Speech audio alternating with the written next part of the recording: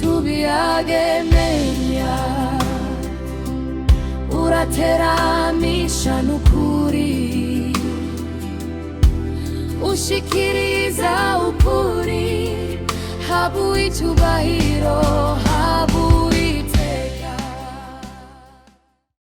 Nyiricubahiro Variston Ndayishimiye umukuru w'igihugu cacu ciza c'u Burundi ahejeje kwakira umushinga amateka Fatuma Mohamed yatowe mu karere ka Migori County mu gihugu ca Kenya, aho uwo mushinga amateka yaraje gushikiriza ubutumwa budasanzwe arungikanywe na nyiricubahiro William Ruto umukuru w'igihugu ca Kenya arungikiye mugenzi we umukuru w'igihugu cacu ciza c'u Burundi. Ikiyago cashimikiye kuri ubwo butumwa bwari ubutumwa bwo kwifuriza umukuru w'igihugu cacu ciza c'u Burundi kuroranirwa amahoro n'umutekano, umunezero eka n'iterambere ryiwe n'irya barundi bose. Bwari ubutumwa kandi bushigikiye ku cifuzo cyo gusimbataza imigenderanire isanzwe ihari myiza cane hagati ya Kenya n'u Burundi bene ugushigikirana mu bisata bitandukanye vy'iterambere. Bwari ubutumwa kandi bwo gukerezanya n'icubahiro umukuru w'igihugu cacu ciza c'u Burundi no kumwemerera kumuba hafi aho ejo aho bukera azoba aramutswa uburongozi bw'ishirahamwe ry'ubumwe bwa Afrika. Ugo rugendo rw'uwo mushinga amateka Fatuma Mohamed rwari ruje kandi rufise intumbero yo kwigira ku Burundi naburya mu mwaka uza igihugu ca Kenya kizotunganya amatora y'umukuru w'igihugu eka n'igihugu c'u Burundi, ariko ashimikira ko bimaze kugaragara yuko igihugu c'u Burundi ari igihugu camaze gushinga imizi ku vyerekeye demokrasi, camaze gushinga imizi ku vyerekeye gutunganya neza amatora, kuko ibigaragara mu Burundi atahandi mu kindi gihugu birigera biboneka. Ni igihugu aho integuro y'amatora irangwamwo n'umumvikano, urukundo hagati y'imigambwe iruvuga rumwe na leta canke yitwa kitavuga rumwe na leta.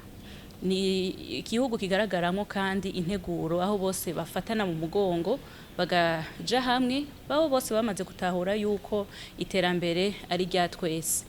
Yaje rero kwiga ingene Burundi bwabigejeje kugira bushike kuri iyo ntambwe, gutyo nawe abitware mu gihugu ciwe. Ni muri iyo ntumbero umukuru w'igihugu cacu c'u Burundi yamwiganiye ivyiza vy'i Burundi, vyiza birayagwa, aho mbere no mu gutora indongozi yashimikiye yuko indongozi ku rwego rw'igihugu ategerezwa kuba ari indongozi yerekanye ibikorwa mu muryango wiwe. Indongozi ataco yimariye mu muryango nta buryo na bumwe yogira ico amariye igihugu. Ivyo rero ni nk'impanuro yamutekereye. Ni igihugu kandi camaze gutsimbataza igisata c'uburimyi, aho Burundi buhagaze cane neza ku vyerekeye kugaburira bene gihugu, nta fungurwa dukura hanze, kandi n'indongozi zose zaramaze kwitaho ico gisata c'uburimyi. Nabo nyene igihugu cabo ni igihugu gishaka gushusha mu burere bumwe bumwe n'u Burundi ku vyerekeye uburimyi, ahandi ari n'ikindi cigwa agiye atahanye.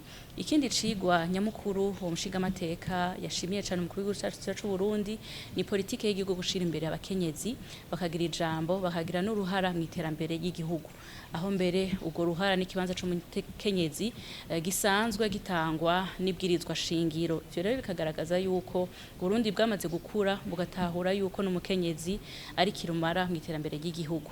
Navyo nyene uwo mushinga amateka yabitwaye nk'icigwa kidasanzwe bashobora kwigirako mu Burundi.